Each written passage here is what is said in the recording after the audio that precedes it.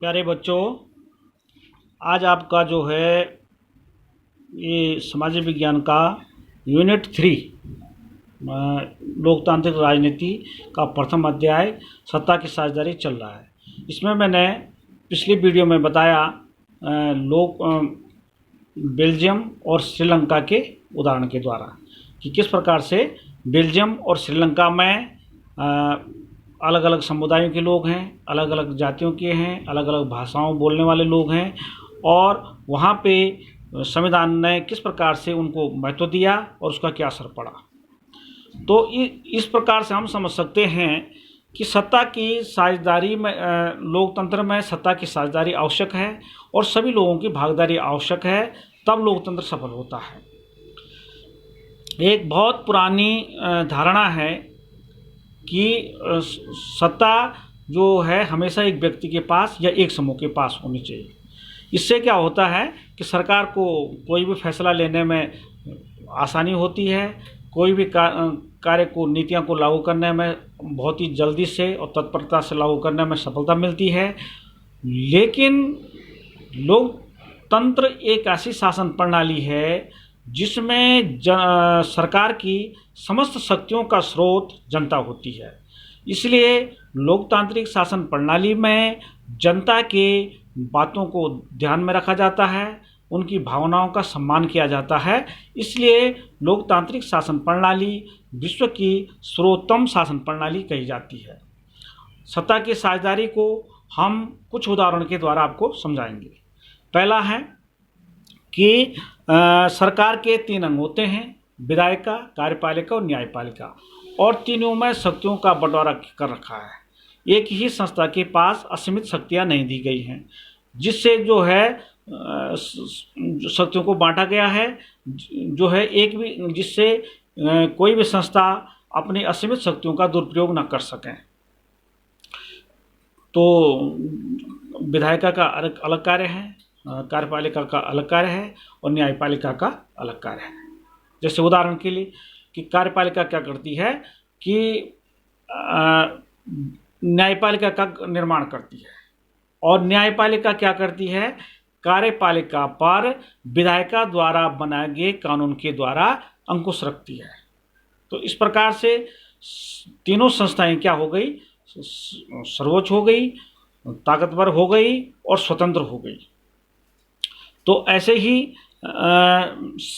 Number 2 है संघीय सरकार। संघीय सरकारों में, बड़े देशों में संघीय शासन व्यवस्था अपनाई जाती है, क्योंकि इसमें जो है शासन के कार्यों को करने में सरलता होती है, और बड़े क्षेत्रों में जो है एक केंद्र से ही शासन करना कठिन होता है। इसमें एक सरकार होती है, नंबर 1 संघीय सरकार या केंद्रीय सरकार। संघीय सरकार या केंद्र सरकार एक देश की सामान्य सरकार होती है। ये पूरे देश पे शासन करती है, पूरे देश के लिए कानून बनाती है, पूरे देश के लिए नीतियाँ बनाती है, और पूरे देश पे बनाए गए कानूनों को लागू करती है। ये पूरे देश की सरकार होती है। और नंबर 2 होती है राज्य सरकारें। तो प्रत्येक प्रांत में अलग अलग सरकारें होती हैं। इनको हम भारत में क्या कहते हैं, राज्य सरकारें कहती हैं। और राज्य सरकारें जो है अपने अपने राज्य की अलग ढंग से शासन व्यवस्था चलाती हैं, कानून बनाती हैं, नीतियों को लागू करती हैं और विकास कार्यों को करती हैं। नंबर 3 होती हैं स्थानीय स्वशासन या स्थानीय सरकारें, जैसे नगर पालिकाएँ, नगर पंचायतें, ग्राम पंचायतें। तो इनका गठन जो है स्थानीय स्तर पे किया जाता है। ये जो हैं प्रत्येक क्षेत्र की अलग अलग भौगोलिक परिस्थितियां हैं, अलग अलग सामाजिक परिस्थितियां हैं, अलग अलग आर्थिक परिस्थितियां हैं। तो ये अपने परिस्थितियों के अनुसार, अपने भौगोलिक परिस्थितियों के अनुसार जो है अपने क्षेत्र के आधार पे अपने क्षेत्र का विकास करते हैं, क्योंकि इनको अपने क्षेत्र की, यहाँ के प्रतिनिधियों को बहुत ही बारीकी से ज्ञान होता है। जो व्यक्ति जहाँ का होता है वो वहीं का प्रतिनिधि होता है। जैसे एक गांव का प्रधान है तो वो अपने गांव के बारे में ज़्यादा जानता है, वहाँ का वार्ड मेंबर है वो अपने वार्ड के बारे में ज़्यादा जानता है। तो इस प्रकार से स्थानीय स्वशासन को महत्व दिया गया है। तीसरा है सत्ता के बंटवारे में विभिन्न सामाजिक समूहों को और धार्मिक समूहों को भी महत्व दिया जाता है।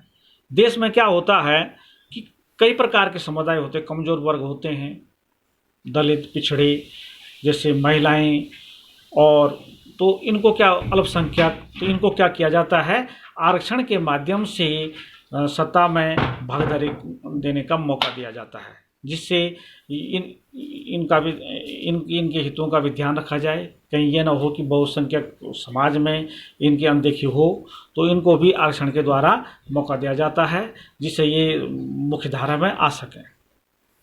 चौथा है, विभिन्न राजनीतिक दलों को अलग अलग जो है, लोकतंत्र में क्या होते हैं, विभिन्न राजनीतिक दल होते हैं और वो चुनाव लड़ने का काम करते हैं, और अलग अलग राजनीतिक दलों की अलग अलग राजनीतिक विचारधाराएं होती हैं। तो वो क्या करते हैं, समय समय पे लोकतांत्रिक प्रणाली में चुनाव होते हैं और चुनाव के द्वारा वो जीत करके सत्ता में आते हैं। तो इस प्रकार से समय समय पे जो है बारी बारी से उनको जो है सत्ता को भोगने का मौका मिलता है और प्रत्येक विचारधारा को शासन करने का मौका मिलता है। तो इस प्रकार से सत्ता की साझेदारी में सभी लोगों के विचारों को सम्मान मिलता है, सभी वर्गों को सम्मान मिलता है, सभी वर्गों के हितों का ध्यान रखा जाता है, तो तभी जो है एक सफल लोकतंत्र कहा जाता है। ये आज आपका अध्याय समाप्त हो गया है, सत्ता की साझेदारी, ये पाठ आपका पूरा हो गया है।